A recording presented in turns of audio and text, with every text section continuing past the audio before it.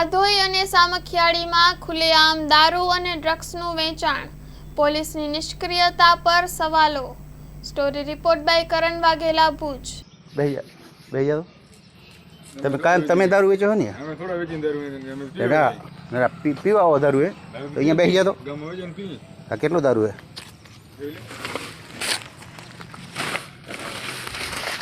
કયા પોલીસ વાળા કયા છે અહીંયા? કોણ પોલીસ વાળાને આપતા દો તમે અહીંયા? મારું નામ સંજય બાપટ છે। હું આમ આદમી પાર્ટી ગુજરાત પ્રદેશ સંગઠન મંત્રી અને કચ્છ ઝોન પ્રભારી તરીકે મારી સેવા આપું છું।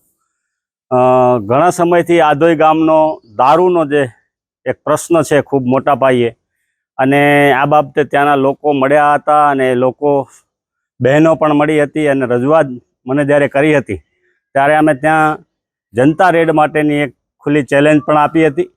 એ જ અનુસંધાને આજે અમારા પૂર્વ કચ્છ જિલ્લાના સંગઠન મંત્રી સાહેબજી સમા દ્વારા સ્કૂલ જતા બાળકોના રસ્તામાં આવેલા દારૂના પોઈન્ટ અને ત્યાં જ બહેનો જે ધરણા ધરાવવા આવે છે, શાકભાજી લેવા આવે છે, એ મુખ્ય બજારમાં જ્યારે દારૂ વેચતા લોકોને પડકાર્યા હતા અને દારૂનો થેલીઓ જે દેશી દારૂ લઈ આવ્યા હતા એમાંનો એક રવ ગામનો પ્રવીણસિંહ જે મુખ્ય સપ્લાયર છે અને લખા કોલી જે ત્યાં કને આ દારૂ વેચી રહ્યો છે। એટલે આવા લગભગ 18થી મુખ્ય જે 18-20 જેટલા દારૂના પોઈન્ટ વિશેની જાણકારી ડીજીપી, ગૃહમંત્રી, એસપી, ડીવાયએસપી અને સામખિયાળી પીઆઈ શ્રીને અમે જાણકારી આપેલી હોવા છતાં આજ દિવસ સુધી કોઈ પગલાં ત્યાં લેવામાં આવ્યા નથી। સામખિયાળી ગામની અંદર 60થી વધુ અંગ્રેજી દેશી દારૂના પોઈન્ટ ચાલી રહ્યા છે।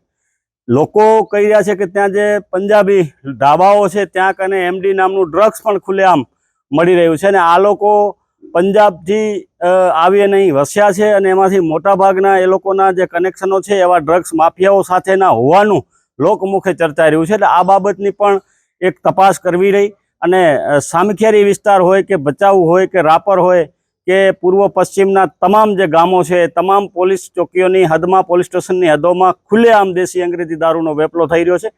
ત્યારે આ તકે ગૃહમંત્રી અને ડીજીપી સાહેબે તાત્કાલિક એક નવી સ્કોડની રચના કરીને આવા તમામ નશાનો જે કારોબાર ફેલાઈ રહ્યો છે નશાના કારોબાર પર રોક લગાવવો ખૂબ જરૂરી છે। અન્યથા આજે જે રીતના જનતા રેડ કરી એમ ભવિષ્યમાં પણ આગલા સમયમાં પણ જનતા રેડ અમે કરતા રહીશું।